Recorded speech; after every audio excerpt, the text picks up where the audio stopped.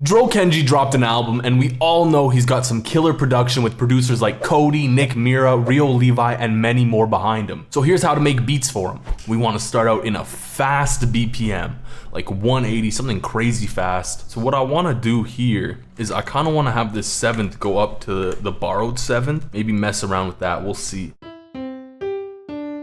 Saucy, because a lot of the Dro Kenji beats use that kind of borrowed 7th, mainly at the end, like on the 4th or 8th bar.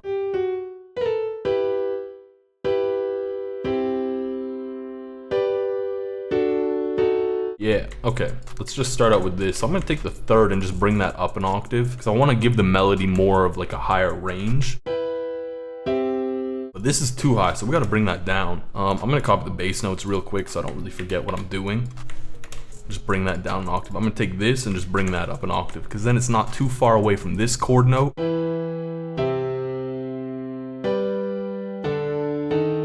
And then I kind of want to just mess around with the chords a bit, give them some rhythm a little.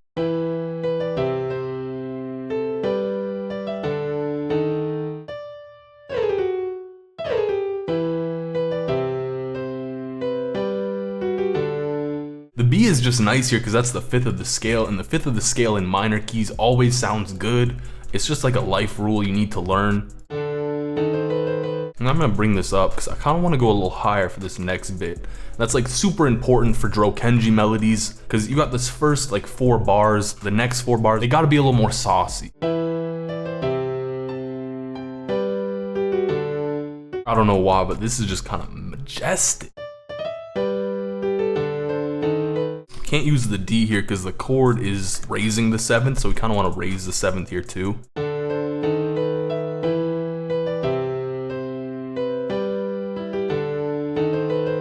Okay, this is gonna be like the basis for our melody. Like, this is the main structure. What you want to do from here is kind of sauce up a top line, like make something crazy but nothing too complex.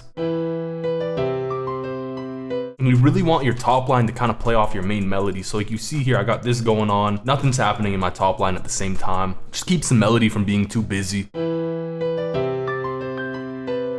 This right here, this is like a super common phrase that you'll see in a lot of Dro Kenji beats.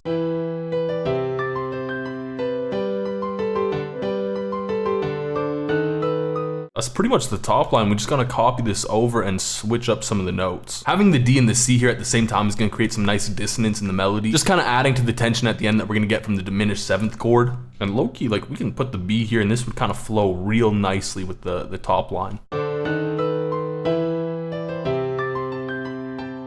Probably move this forward a little bit. Something I really like to do for these kinds of melodies is just on that 7th, 8th bar kind of area, I like to go a little bit higher up with my top line, add a top line to the top line. Yeah, and just kind of having this here, we'll just kind of loop it back together real nice. Okay, let's like strum the chords. I don't really want to strum everything, just specific stuff. And all you need to do to strum your chords is just press Alt S, mess around with the settings.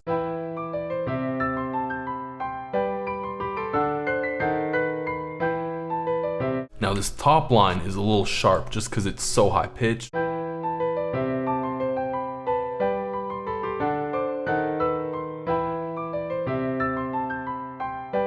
So I kind of want to pick out some of these higher up notes, just bring them down a bit, nothing too crazy.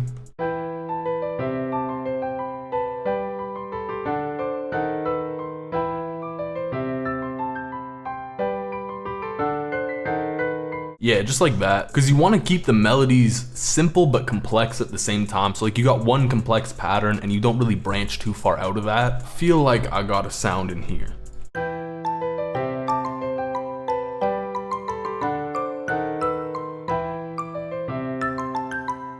By the way, the sound I'm using is for my new Projections Omnisphere bank that you can get only on presetsupply.com. There's a link for that down in the comments.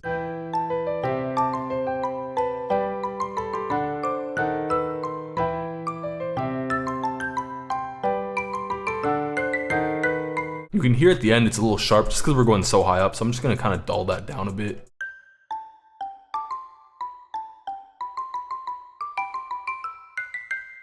I also want some reverb on there just to kind of make it a little bit more ambient.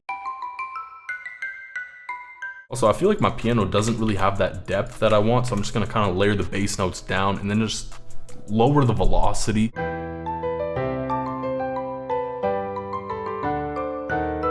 Because there is a lot of high end in the melody, I'm gonna do a bit of an EQ high cut on the reverb.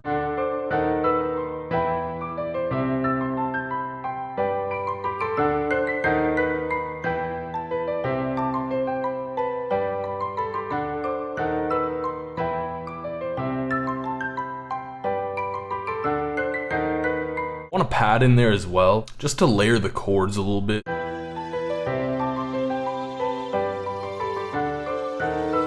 Again, this preset is from my new Omnisphere bank. Because the melody's pretty busy, I'm just gonna EQ out a lot of what's going on in the pad. Because I really just want it to be like a texture.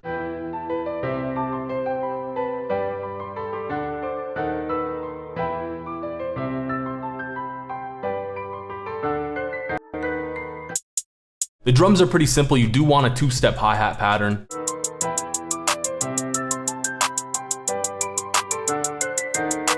Kind of that usual internet money bounce. You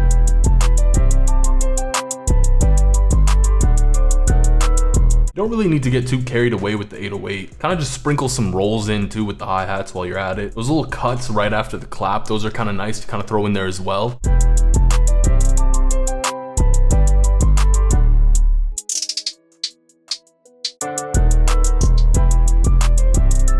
And then here I'm gonna put a roll instead of a cut.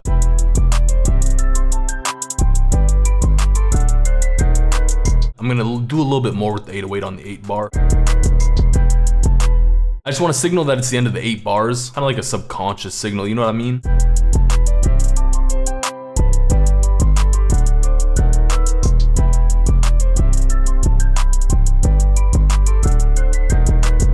And a really common accent snare pattern you can use for these kinds of beats is just having this and just copying it over.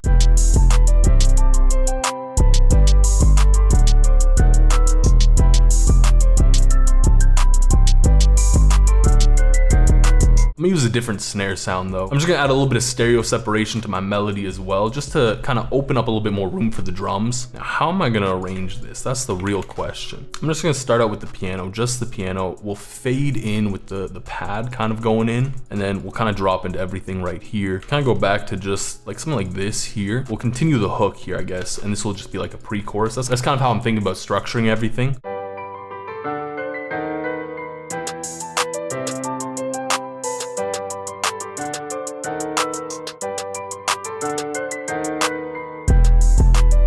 Okay, and then I had like a little idea here. So mainly for my verse, what I like to do is I like to bring in just the clap, the 808 and the hi-hat. And then I usually like to do a cut just like this.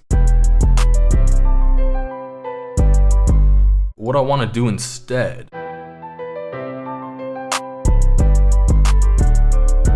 just copy that over, but without the like that little empty bit, without any drums. Just to kind of tie it all together a bit better, I want to throw in a riser. And I want the riser to be where the cuts are, just so it kind of adds to that tension we're building. Oh, that's cool. Something I really like to do with some of my risers is I like to just throw them in a mixer channel, slap some gross beat on it and give it a gate. Usually like a 1/4 beat gate or a 1/2 beat gate.